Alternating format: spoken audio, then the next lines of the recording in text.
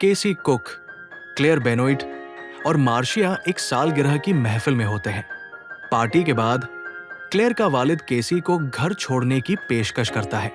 जैसे ही वो गाड़ी में बैठते हैं, एक अजनबी केविन वेंडलक्रम अचानक हमला करता है, क्लेयर के वालिद को बेहोश कर देता है और ड्राइवर की सीट संभाल लेता है। लड़कियों को महसूस होता है कि कुछ गड़बड़ है, लेकिन इससे पहले कि वो कुछ समझें, केविन उन पर केमिकल स्प्रे करता है, जिससे वो बेहोश हो जाती है। लड़कियां अंधेरे बंद कमरे में जागती हैं, परेशान और खौफजदा। वो नहीं जानती कि उन्हें क्यों अगवा किया गया है। थोड़ी देर बाद उनका कैद करने वाला कमरे में दाखिल होता है। ये केविन है, लेकिन वो अपना तारुफ डेनिस के नाम से कराता है, जो सख्त और जुनूनी मिजाज रखता है। क्लेयर और मार्शिया भागने की कोशिश करती है, लेकिन डेनिस बहुत ताकतवर है और उन्हें रोक देता है। वो उन्हें धमकी देता है कि कोई हरकत न करे और दरवाजा बंद कर देता है। कुछ देर बाद एक नई शख्सियत आती है, पेट्रिशिया, जो सुकून देने वाली मगर खतरनाक लगती है। वो बहुत नरमी से बात करती है, लेकिन साफ कर देती है कि उन्हें कहीं जाने की इजाजत नहीं है।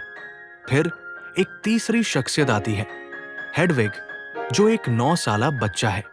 वो एक नए किरदार द बीस्ट का जिक्र करता है, जो सबसे ताकतवर और खतरनाक है। इस दौरान केविन अपनी मनोचिकित्सक डॉक्टर करेन फ्लेचर से मिलता रहता है। वो डिसोसिएटिव आइडेंटिटी डिसऑर्डर डिड की माहिर है और सालों से केविन का जायजा ले रही है। डॉक्टर फ्लेचर महसूस करती है कि केविन की शख्सियतें पहले से ज्यादा अजीब हो रही है। उसे शक होता है कि कुछ बहुत खतरनाक हो रहा है।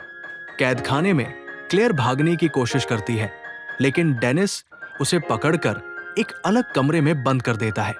मार्शा भी भागने की कोशिश करती है, लेकिन उसे भी काबू में कर लिया जाता है। अब सिर्फ केसी ही मुख्य कमरे में अकेली रह जाती है।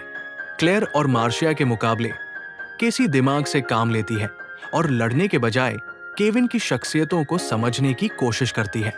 उसे अपना गुजरा हुआ वक्त याद आता है, कैसे उसके वालिद के इंतकाल के बाद उसके चाचा ने उसे तकलीफ पहुंचाई। उसे एहसास होता है कि उसका दर्द उसे केविन से एक अनोखे तरीके से जोड़ सकता है। डॉक्टर फ्लेचर को शक और बढ़ जाता है, इसलिए वो केविन के ठिकाने पर जाती है। वहां पहुंचकर उसे केविन की हरकतें और भी अजीब लगती है।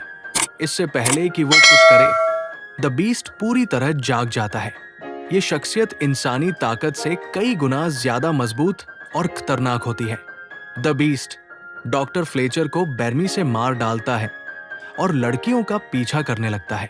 क्लेयर और मार्शिया अपनी जान बचाने की कोशिश करती है, मगर द बीस्ट उन्हें किल कर देता है। केसी एक दूसरे कमरे में छुप जाती है और वहां उसे डॉक्टर फ्लेचर के नोट्स और चाबियों का एक गुच्छा मिलता है। वो एक पिंजरा खोलती है और भागने की कोशिश करती है, मगर द बीस्ट उसे पकड़ लेता है। जैसे ही वो हमला करने वाला होता है, उसकी नजर केसी के जिस्म पर पड़े जख्मों पर पड़ती है। उसे एहसास होता है कि केसी भी उसकी तरह दर्द और तकलीफ से गुजरी है।